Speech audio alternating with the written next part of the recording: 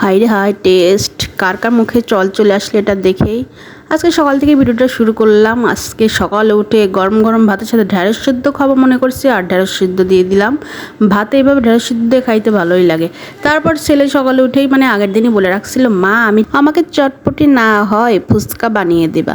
তাই চলে গেলাম আসলে ডাবলি ভিজিয়ে রাখতে। আসলে সাথে সাথে দিলে তো আর হয় না, একটু সময় লাগে কয়েক ঘন্টা ভিজিয়ে রাখার জন্য। ভালো করে ধুয়ে আমি আসলে এটা রেখে দিয়েছিলাম যাতে তাড়াতাড়ি সিদ্ধ হয়ে যায়।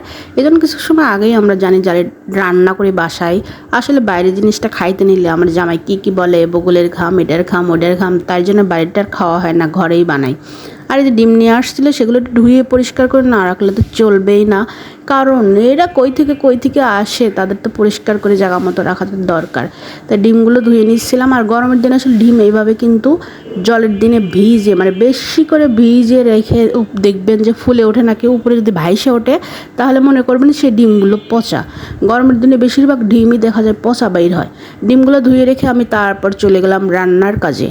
যাই হোক, রান্নাবাড়ির অন্য কিছু অনেক কিছু করেছি, কাউকে আজকে দেখাবো না রান্নাবাড়ি। আজকে চটপটি স্পেশাল রেসিপি থাকবে। তার মাঝখানে আসলে মাছগুলো কেটে নেওয়া হলো।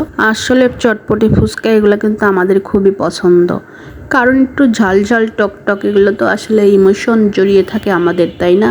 আমি একটু ঘরে মাঝে মাঝে এইভাবে বানিয়ে খাই। আর ছেলে তো আসলে আবদারের কমতেই রাখে না, তার জন্যও বানাইতে হয়। এই যে আলুগুলো সিদ্ধ করে নিয়েছিলাম, আর ফুচকাগুলোও কিন্তু আমি আগে ভাগেই ভাজি করে নিয়েছিলাম। তাছাড়া রেডি করতে করতে মুখে জল পড়বে, একটা টবস করে দেবো। আগে না ভাজলে কি হয়? রান্নার যে কোনো জিনিসই সঠিকভাবে রান্না না করলে কিন্তু ভালো লাগে না। আমি এটাতে একটু বিট লবণ, একটু ধনে পাতা, একটু পেঁয়াজ, একটু এমনি মরিচ, গুঁড়া মরিচ সব কিছু কিন্তু মিক্সড করে সঠিকভাবেই বানানোর চেষ্টা করছি। আর ঘরে বানানো মশলা দিয়ে আসলে কি দুর্দান্ত লাগে, যারা ঘরে বানিয়ে খায় তারা অবশ্যই জানবেন। আর ওই যে ডাবলিটা অনেকক্ষণ আগে ভাজিয়ে রাখছিলাম, ভিজে রেখেছিলাম, সেইটা হচ্ছে প্রেশার কুকারে দিয়ে 3টা সিট দিয়ে নিয়েছি, দেখি ব্যথা হয়ে গেছে। তারপরে একটু আসলে মশলা বাটতে ইচ্ছে করছিল না, কেনা চটপটি মশলাটাই দিয়ে দিয়েছিলাম, হাতের বানানোটা অল্প একটু ছিল। তারপরে তেঁতুলের টক, যেটা আসলে কি বলবো, দেখলেই মুখে জল চলে আসে। এই দেখেন মোটামুটি কিন্তু আমার চটপটিটা রেডি হয়ে গেল।